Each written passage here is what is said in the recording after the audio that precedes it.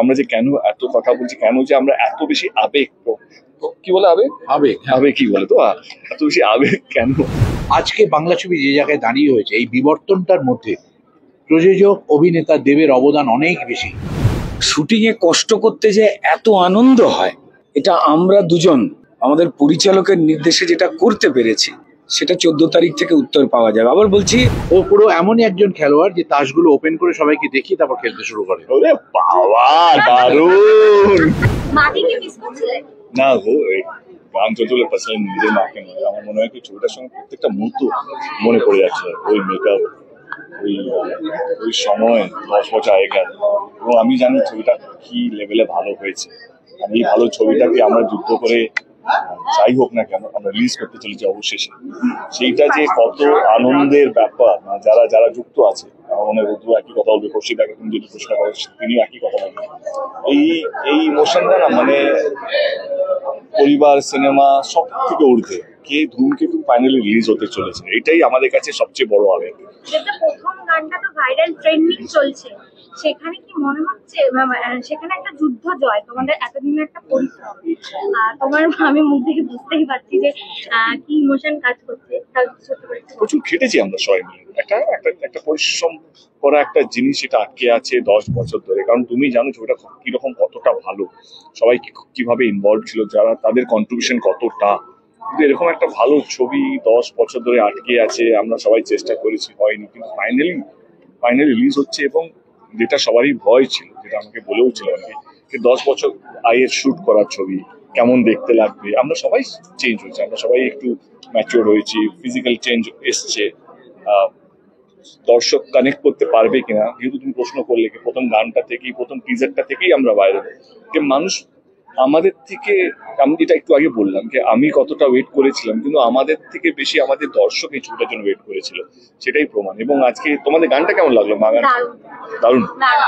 তো আমার মনে হয় এইটাই বলছি কি 10 বছর আগেকার শুট করা হবে, কিন্তু কিন্তু মনে হচ্ছে মানে ইউ ক্যান ইনস্ট্যান্টলি কানেক্ট করে নেবে এটার সাথে, মানে ছবিটার সাথে, বা ছবিটার গান, যে কোনো মুহূর্ত। আমার মনে হয় কি 14ই আগস্ট ছবিটা রিলিজ হচ্ছে।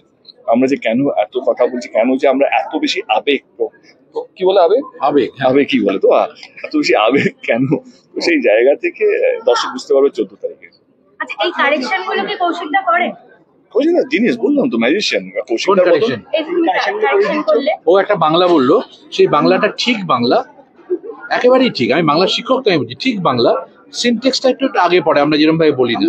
ও নিজেই বলে এটা কি দেবের মতো হয়ে যাচ্ছে বাংলাটা। হ্যাঁ, এটা হচ্ছে ও। ও পুরো এমনই একজন খেলোয়াড় যে তাসগুলো ওপেন করে সবাইকে দেখিয়ে তারপর খেলতে শুরু করে। ওরে বাবা, দারুণ! নিয়ে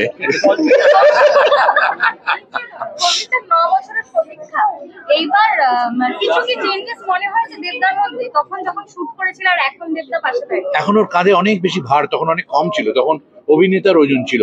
এখন একটা ইন্ডাস্ট্রির অনেক গুরুত্বপূর্ণ জায়গায় ও প্রযোজক হিসেবে এবং অভিনেতা হিসেবে। এবং আজকে বাংলা ছবি যে জায়গায় দাঁড়িয়ে হয়েছে, এই বিবর্তনটার মধ্যে প্রযোজক অভিনেতা দেবের অবদান অনেক বেশি। সেটা 10 বছর আগে দেব ওই ওজন তখন ওর পিঠে ছিল না, কাজে অনেকটা পথ পেরিয়ে এসছে এই ছবির। আমাদের পাশাপাশি, পুরো টিমের পাশাপাশি, ও নিজে কিন্তু না থাকলে পরে এই ছবিটা আজকে আপনাদের কাছে পৌঁছতোই না।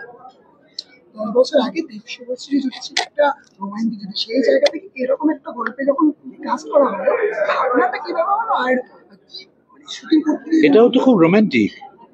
আর কিছুদিন আগে একটা ভিডিও দেখলাম, একজন 92 বছরের বৃদ্ধ, একজন 90 বছরের বৃদ্ধা তার স্ত্রীকে খুব প্যাশনেটলি চুমু খাচ্ছেন। প্রেম কখনো শেষ হয় না, মরে না, অসমাপ্ত থাকলেও মরে না, কোনো অবস্থাতেই মরে না। রুদ্রদা, তোমাকে আর দেবদাকে গানে আমরা একটা মজার জায়গা, মানে মজার ইনসিডেন্ট করতে দেখেছি। তো এই মজাটা কি শুটিং এ তো চলেই ছিল, এখনো চলছে প্রমোশন চলাকালীন? আমি বলবো যে আমরা এমন একটা মজার অভিজ্ঞতায় রয়েছি। শুটিং এ কষ্ট করতে যে এত আনন্দ হয়, এটা আমরা দুজন আমাদের পরিচালকের নির্দেশে যেটা করতে পেরেছি, সেটা 14 তারিখ থেকে উত্তর পাওয়া যাবে। আবার বলছি, এত কষ্ট করলে যে এত আনন্দ পাওয়া যায়, সেটা এই সিনেমাতে আমি দেব দুজনে অনেক বেশি উপলব্ধি করেছি। এই ক্ষেত্রে অন্য যে কোনো যারা আমাদের দারুণ অভিনয় করেছেন এই সিনেমায়, তারা যদি হাত তোলেন, আমরা দুজনে সেখান থেকে বলবো এই না, আমরা দুজন বেশি করেছি। আমাদের প্রতিযোগিতা হয়েছে পরিচালক যা চাইছেন সে অনুযায়ী কতটা নিংড়ে দেওয়া যায়। আমি আবার বলছি, আমি দেবের পরিশ্রম করার ধরন দেখে আমার নিজের মনে হয়েছিল যে একটা ছেলে, যে ছেলেটা সুপারস্টার, সে এসে নিজেকে ভাঙবার জন্য এত লড়াই করছে, আর আমি ওর থেকে বয়সে একটু বড়, আমি কেন পরিশ্রমটা করব না? প্রত্যেকটা দিন ইঞ্চিতে ইঞ্চিতে যেন কৌশিক গাঙ্গুলি এইরকম একজন পরিচালকের মুখের দিকে একটু সিনা টান করে দাঁড়াতে পারি, সেই পরিশ্রমের একটা লড়াই হয়েছে। অ্যান্ড আমার বলতে বোধহয় অহংকার হবে, এটা অহংকার করবোই এটাকে নিয়ে। পাশে না যত দারুণ অভিনেতা পাওয়া যায়, পরিশ্রমী অভিনেতা পাওয়া যায়, তত বেশি করে মনে হয় আমি আর একটু শিখি।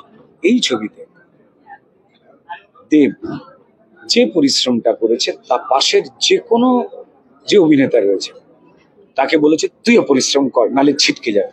সেই পরিশ্রম করার আনন্দ পেয়েছে। এবং এখানে সারাদিন ওই প্রসেসিং দিয়ে ওই অক্লান্ত পরিশ্রম করার পরে ওটা শারীরিক কষ্ট ছাড়া কিচ্ছু না। রাত্রি 3টে থেকে সন্ধ্যে 8টা পর্যন্ত ওই বোঝাটা নিয়ে ক্লান্ত দেব বাড়িতে ফিরে এসে কি হওয়া উচিত? স্নান টান করে ঘুমিয়ে পড়বে।